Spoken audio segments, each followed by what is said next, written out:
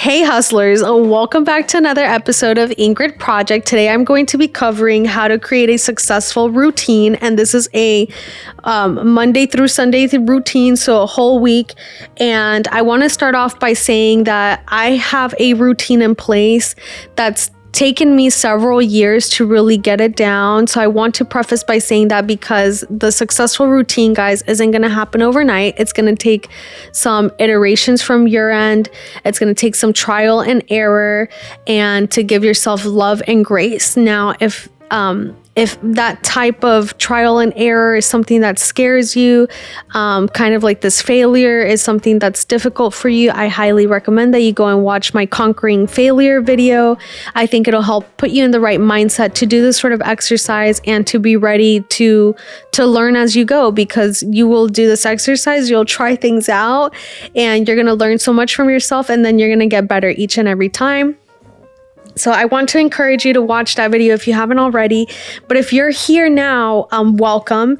And I'm so excited to dive into it. I'm going to give you a step-by-step, and I'm going to try to keep it simple for you guys on how you can build a successful routine. So let's get into it.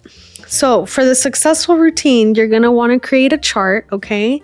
A chart with 3 columns, because I personally believe that there are 3 things that you need in your routine to make your life balanced and happy.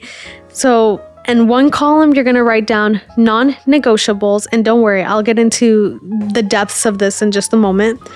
And the second one, you're going to write down what your goals are at a very high level. For example, read 12 books in a year. That can be a goal. And in the last one, you're going to write down brownie points. Now, brownie points are all the things that you want to do, that you would do if you had time, that you want to do for fun. Okay.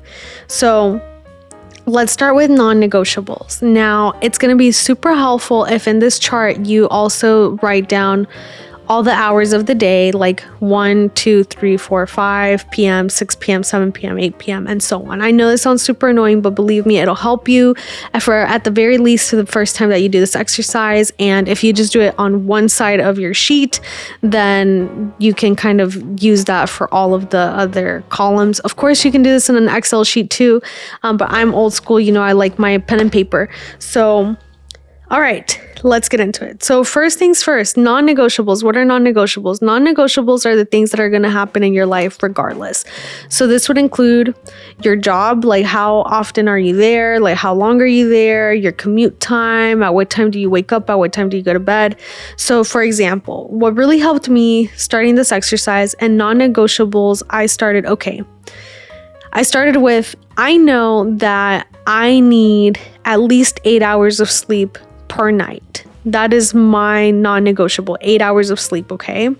So that means that if I want to wake up at 4:30 in the morning, my behind better be in bed by 9 p.m., 10 p.m. at the latest, so that I can get those 8 hours of sleep, right? Okay, now that chunk of time is gone. So now I have to work with from 4:30 a.m. to 9 p.m. Like that is a slot of time I have to work with. So write that down. I would say that's a great place to start, like your bedtime or your wake up time.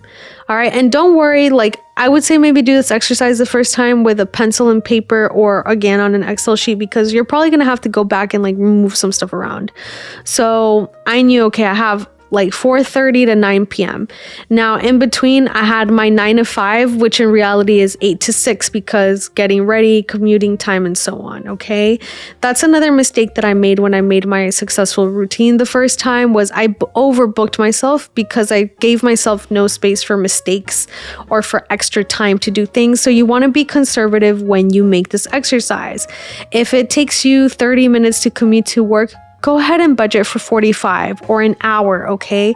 It'll help you breathe throughout the day and keep a decent level of sanity, especially if you're quite busy. So I would start there. So when I started my non-negotiables, I had my bedtime, I had what time I went to work, I had the 2 hours that I spend at the gym in the morning before work. I also put in my meal time, like I need this amount of time for eating my breakfast, and I need this amount of time for dinner. I need X amount of minutes to walk my dog every day. All of those things are going to be your non-negotiables, all right? Now, hopefully, your non-negotiables should not take up your whole day. But if they do it, that's all right. Hopefully, your schedule every day doesn't look like that, okay? So you've gotten all your non-negotiables down. Leave those to the side. Now, and remember, these first 3 columns, we're not doing them by day. We're just doing non-negotiables, goals, and brownie points. All right, so now we're on the goal side. On your goal side, keep this high level, but with some sort of metric, and write down what your goals are for each week or for each month or for each year. In my case, for example, I had, I want to read 12 books in a year. I have my 300 workout challenge. So for me, that evens out to working out 5 times a week. Let's see, what else did I have in my goals? Okay, like YouTube, I want to record 24 videos. So that means like two videos every month, which evens out to like 1 video every other week. Those sorts of things. So you're going to want to write down the goals with some sort of number. You need the number in there so that you can actually calculate this and the next part of the exercise. Okay. And then you're going to just write down a bulleted list of your brownie points. What are your brownie points? Brownie points are the things that add color into your life that you don't need, but you want to have. So this could be taking a dance class, going to brunch with your people like once a month, having a day to just lay down and do nothing, or you want 1 day a week or on your weekend that you can sleep in, time to go on a date with your SO, time to take yourself out on a date, because solo dates are a must. Like, write down all these little things that you want to do for fun, that you don't need them, but they would make your life more complete. All right, so now you have your 3 columns. You have your non-negotiables, you have your goals, and you have your brownie points. So now you're going to make the chart with your 7 days of the week. Dun, dun, dun, dun. All right, now you're going to write down all your non-negotiables in there. You're going to do these with the timestamp. So it's going to look like, okay, wake up 7 a.m., bedtime 11 p.m., work 8 to 6, and go ahead and block it off. Like, if you could do this in an Excel spreadsheet, it might even be easier, or do it on a piece of paper to get some visualization going, and block off those times, block them off with a color or something. All right, you're going to block them off. Now that you've done that for Monday through Sunday, so you've done the whole entire week, you're going to look at your goals and you're going to think about, okay, realistically, how can I fit this in? So for me, I had 5 workouts a week, and I looked at my week and I realized, hey, if I wake up, so the first time I did this exercise, I think I was waking up at 7 a.m. and going to sleep at 11 p.m. or something like that. And I realized, well, okay, I'm looking at my chart here, and I know it takes me about an hour and a half, 2 hours to go to the gym. I think maybe I want to do it before work, but 7's cutting it a little bit close. So what if I did 5:30? So I went ahead and pushed back my wake up time, and then I pushed pushed back my bedtime too. So this is how you start to readjust, but you have to find a way to incorporate your goals into your week with the non-negotiables. And again, be conservative with the time too. If I knew, okay, it's going to take me about an hour and a half at the gym, I went ahead and just put 2, because God knows, the machine's going to be taken. There's going to be traffic on the way home. Things are going to happen, and you want to budget for that time because you want to be punctual. You want to be present. You don't want to be stressed. So don't do it to yourself. All right. So you're going to do this for all of your goals, and guys, this will help you see I had to do this exercise. It is 2024, and in October of 2023, I had to sit down and do this exercise for the very same reason why this 2023 season 1 is coming out in 2024, because I realized that one of the goals that I had for the YouTube channel, I completely overbooked myself. I really did not have the time to make these videos in the way that I wanted. So I had to narrow down the scope. So with that being said, look at your goals and see, like, do I have too many? Like, is this too ambitious? And it is okay. Like, people say, oh, if you don't have the time, you make the time. And that's true. But guys, at some point, there's only 24 hours in the day, and you need to eat, you need to sleep, you need to get your bread. Like, it is what it is. So, you know, like, we're going to keep it real. We're going to keep it real. And we want to be successful. So you have your non-negotiables in there. Now you have your goals too. That might look like, okay, 20 minutes before bed, I'm going to read, or like an hour after work, I'm going to go to the gym, or like, you know, block out those times, block them out.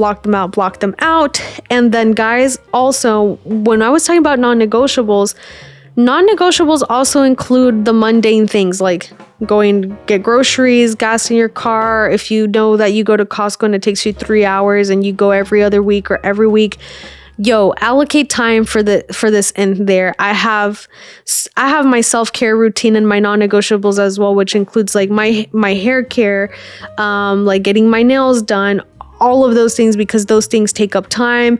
And if you're someone who you know, you go through this exercise and you think, oh gosh, like it sounds like I need a self-care routine because I can't keep up with it, I have a video on self-care routine and how to get that into your schedule. So go watch that. All right. So coming back from the tangent. All right. So now you have your non-negotiables and you have your goals. Now we get to the fun part. You get to add in your brownie points. So for your brownie points, of course, these are going to be the ones that get the extra space in your life. And make sure that some of those brownie points is dead time, like time to do absolutely nothing, because there will be days where you want to sit down and do nothing.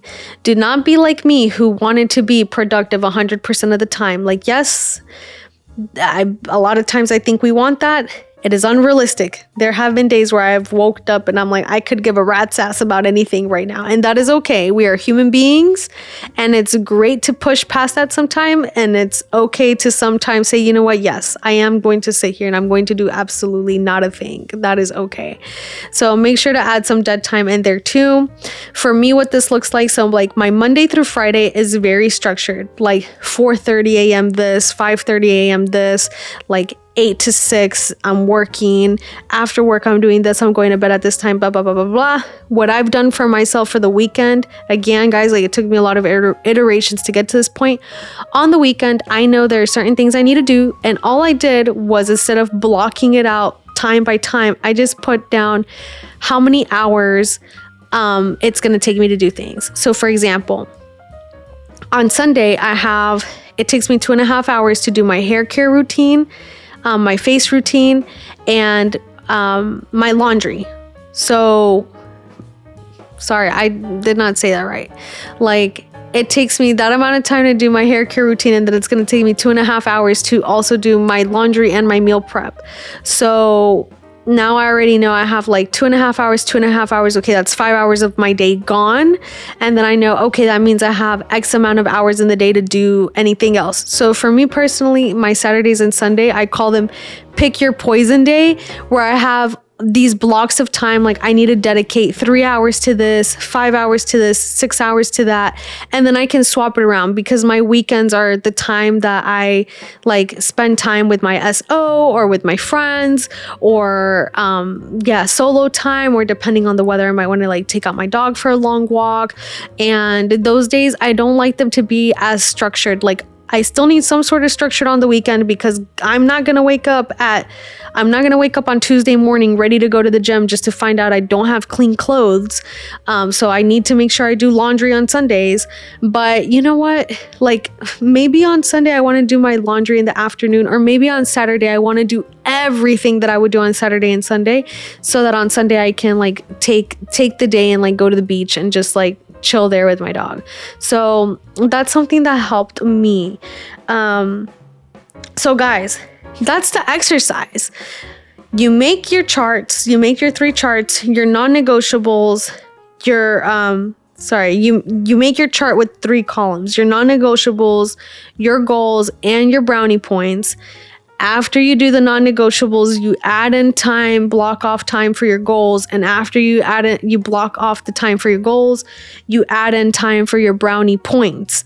Now, after you do this again, take a look at it, make sure you're not overbooking yourself, make sure you're being conservative, and don't forget about the little things. It's all in the details. Don't forget about things as like going to the groceries, like your hair care routine, like my folks that get like their nails done, picking up the kids from school, the book club you're a part of, the dance club that you go to, all of these things. Put them in there. Believe me, this will help you a lot. It takes time. And there are times where I still slip up.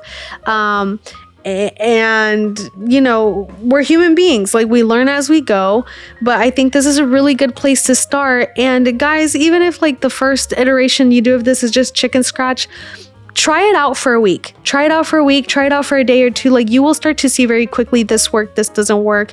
And you start to move things around and you start to become more efficient with your time. And then all of a sudden life becomes a lot less stressful and a lot easier.